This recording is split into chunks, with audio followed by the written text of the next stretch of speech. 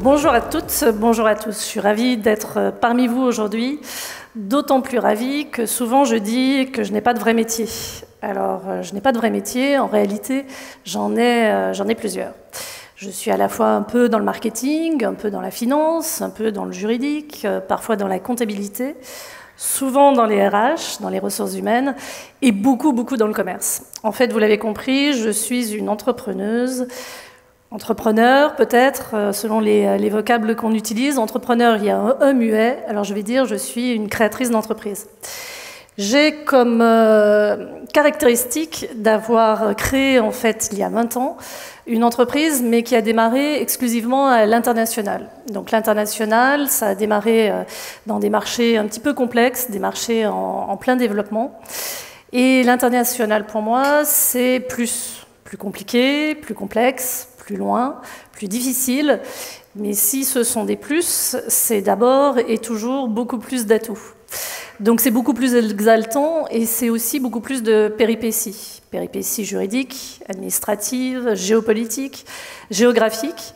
Pour ne citer qu'une petite partie des anecdotes que je pourrais partager avec vous aujourd'hui, j'en citerai une arrivée en Russie, dans une ville qui est Novosibirsk, en plein cœur de la Sibérie, dans un matin assez blafard de février, moins 30 degrés, et pour seul bagage, mon ordinateur, mon vidéoprojecteur, et un client qui est devenu un de nos gros clients à convaincre d'utiliser nos outils. Alors quand on est russe, qu'on ne parle pas anglais, quand on est française et qu'on ne parle pas russe, eh bien c'est le produit qui parle à notre place. Donc cette réalité de l'international, c'est aussi la légitimité de pouvoir trouver des solutions, des produits qui correspondent à un monde qui n'est pas forcément le nôtre, et pour autant avec une volonté de pouvoir le partager. Souvent on me demande si j'ai peur ou si j'ai eu peur. En fait, je devrais plutôt avoir peur maintenant. À 25 ans, avoir peur, c'est pas forcément dans les caractéristiques de la jeunesse. En tout cas, c'est plutôt une projection sur le monde que l'on a à 25 ans. J'ai été très heureuse de pouvoir créer cette structure assez jeune. Et puis, avoir peur, faut toujours s'interroger, peur de quoi ? Peur d'échouer. Alors, la composante de l'entrepreneuriat, c'est aussi l'échec. Et le fait de pouvoir rebondir fait partie, d'une manière générale, de ce qu'est l'entreprise. La peur n'évite pas le danger, on le sait tous. Donc, la peur n'est pas une des composantes. Peut-être celle qui est la plus importante pour moi de composante, c'est l'audace. L'audace, le fait de pouvoir oser. Alors, oser aller dans des zones d'inconfort. L'international, c'est encore plus inconfortable, c'est encore moins sécurisé, c'est peut-être aussi la volonté d'être dans cette zone d'inconfort qui fait qu'on a l'impression de toujours avancer, de toujours essayer de comprendre. Cette quête permanente d'un apprentissage est aujourd'hui, je crois, le monde dans lequel on vit. Et ce monde, dans sa globalité, c'est celui qui s'offre à nous, particulièrement à la jeunesse, mais pas seulement. Apprendre le monde, c'est aussi en faire partie et se considérer en tant que citoyen du monde. Donc ce sont des éléments qui sont extrêmement, pour moi, nourriciers, à la fois de mon expertise, de mon apprentissage, mais qui font partie aujourd'hui des composantes de l'entreprise et de l'ADN que l'on partage tous ensemble. Un autre des éléments peut-être qui est pour moi une des sources en permanence d'inspiration et d'enrichissement, c'est les différentes rencontres. Quand j'ai fait mon stage de fin d'études en fin d'école de commerce, je suis partie au service économique de l'ambassade de France à Buenos Aires. Et peut-être ici est née la volonté de créer et de pouvoir considérer que la France a des formidables atouts, à la fois dans sa culture, dans la manière dont on est formé, et qu'on n'a pas à pâlir de ce que l'on est, simplement il faut oser y aller. Et cette richesse de l'entrepreneuriat à l'international, elle me nourrit aussi, puisque la communauté des entrepreneurs à l'international, c'est aussi la force et la stratégie des alliés. Les rencontres que nous faisons sur les différents pays sont toujours des rencontres différentes qu'on nous n'aurions pas probablement réalisées ici. Je me sens beaucoup moins seule en tant que dirigeante à l'international que je ne le suis parfois en France. Et c'est ces éléments-là qui aujourd'hui me poussent à toujours essayer de trouver des produits qui correspondent aux marchés internationaux. Donc cette capacité aussi à voir le monde, c'est une forme d'humilité importante qu'il faut toujours avoir en tête quand on parle à la fois de l'entrepreneuriat, mais de tout simplement d'oser réaliser des projets. Et la rencontre, les échanges, c'est effectivement pour moi aujourd'hui ce que je veux vous faire partager. Nous avons décidé que dans la création de ce que nous avons fait en Chine en ouvrant une filiale, nous avons rencontré des gens assez formidables. Et je souhaitais que nous puissions en fait le découvrir ensemble, et en particulier avec quelqu'un qui est Benoît Raoult, qui est avec nous depuis Shanghai et qui, je crois, a des choses aussi à partager avec vous.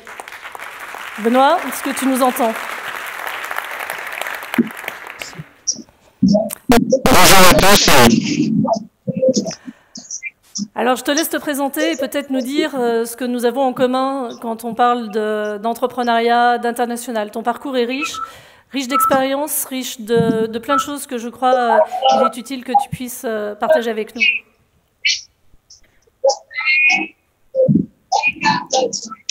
Écoute, avec plaisir. Peut-être partager un petit peu mon parcours à l'origine. Il y a une partie, enfin il y a des parties dans mon parcours qui sont importantes pour comprendre pourquoi je suis arrivé en Chine, je pense. Une des premières étapes dans ma vie a été que je faisais énormément de sport et je me suis retrouvé à un moment donné à devoir tout arrêter pour un problème de santé.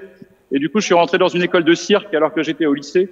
Ce qui m'a poussé à devoir m'adapter, en fait, à devoir comprendre comment changer une vie et s'adapter à des nouvelles choses.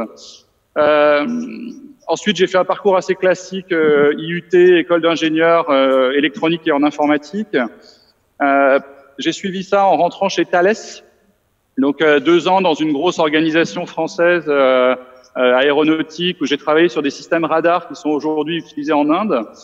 Et ensuite, je suis parti vivre au Canada pendant 2 ans où là, j'ai considéré que je suis passé d'une vie de technicien à une vie de business. J'ai commencé à comprendre un peu ce qui se passait en devenant directeur technique d'une entreprise qui faisait 50 personnes et en la préparant pour la revente. Donc, c'était vraiment pour moi un passage un peu clé dans ma carrière, je pense.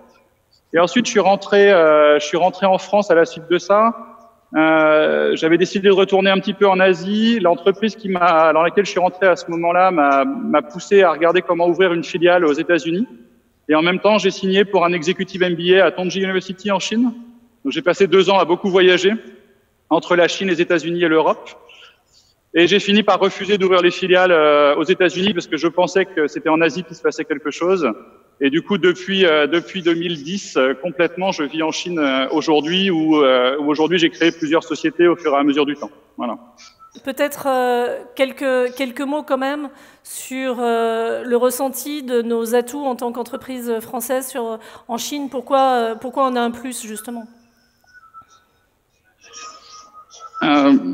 Peut-être je pense que ce qui nous attire tous ici, ou ce qui nous attire tous peut-être dans l'entrepreneuriat international en général, c'est plus une notion d'oser sortir de sa zone de confort. C'est-à-dire que je pense qu'il faut vraiment pas avoir peur de sortir de chez soi, de partir à l'étranger.